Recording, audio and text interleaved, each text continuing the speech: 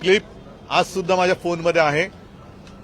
त्याच्यामध्ये आत्ताचे मुख्यमंत्री म्हणतात की आम्ही शेतकऱ्याचा 7-12 करू, कोरा कोरा कोरा। तो कोरा तर केलेला नाहीये, पण साधारणतः 5 वर्षांपूर्वी आम्ही कालबद्ध पद्धतीने शेतकऱ्यांची कर्जमुक्ती केली होती 2 लाखापर्यंत।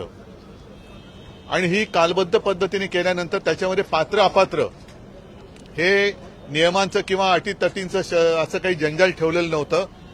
फक्त मला वाटतं 2 वेळेला शेतकरी त्या केंद्रावरती गेल्यानंतर शेतकऱ्याची सरसकट शेतकऱ्याची कर्जमुक्ती आम्ही केली होती।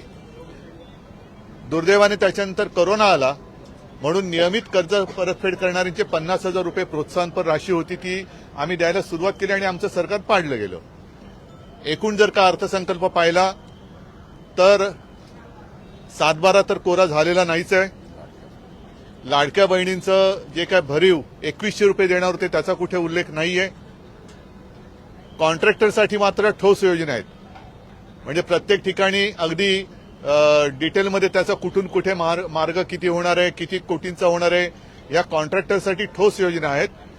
शेतकऱ्यांसाठी आणि बाकी म्हणजे कामगार असतील, शेतकरी असतील, यांच्यासाठी मात्र हा फसवा अर्थसंकल्प आहे। थोडक्यामध्ये विकासाचं मृगजल दाखवणारा हा अर्थसंकल्प आहे। प्रत्येकाला आता काही दिवसानंतर कळेल की या अर्थसंकल्पाने त्याच्या आयुष्यात काय फरक पडणार आहे।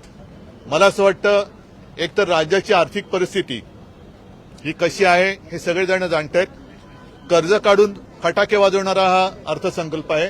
त्यातून मला नाही वाटत राज्याचं काही हित चाललं जाईल। आणि शेतकऱ्याचं जर भलं खरंच करायचं असेल तर पात्र अपात्र ही जी काही त्यांनी शाब्दिक खेळ केलेला आहे तो तसा न करता ज्याप्रमाणे आम्ही कालबद्ध पद्धतीने शेतकऱ्याला 2 लाखापर्यंत कर्जमुक्त केलं होतं, तसं त्यांनी किती तारखेपासून 30 सप्टेंबर म्हटलंय, पण पहिली म्हणजे आमचं सरकार येण्याच्या आधी जी योजना यांनी जाहीर केली होती छत्रपती शिवाजी महाराजांच्या नावाने, ती अजून सुरू आहे। अर्थसंकल्पामध्ये वारंवार 2047चा उल्लेख झाला, तर आत्ताची कर्जमुक्ती 2047 पर्यंत तरी पूर्ण करणार का हे मुख्यमंत्र्यांनी स्पष्ट शब्दात सांगावं की या तारखेपर्यंत ही कर्जमुक्ती आम्ही पूर्ण करू। कर्जमाफी सोडून दुसरं वेगळं काही जाणवलं तुम्हाला या?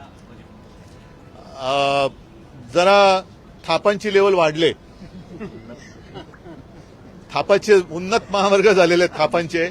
मी म्हणजे म्हटलं ना की विकासाचं मृगजळ 2047 कोणी बघितलेलं आहे? आत्ता शेतकऱ्याच्या हातात काय पडणार आहे? आत्ता जो मध्यम वर्गीय आहे त्याच्या हातात काय मिळणार आहे? जो नोकरी करणार आहे, नवीन जी तरुणी आता शिक्षण घेऊन नोकरीच्या शोधात जाणार आहे, त्यांना काय मिळणार आहे?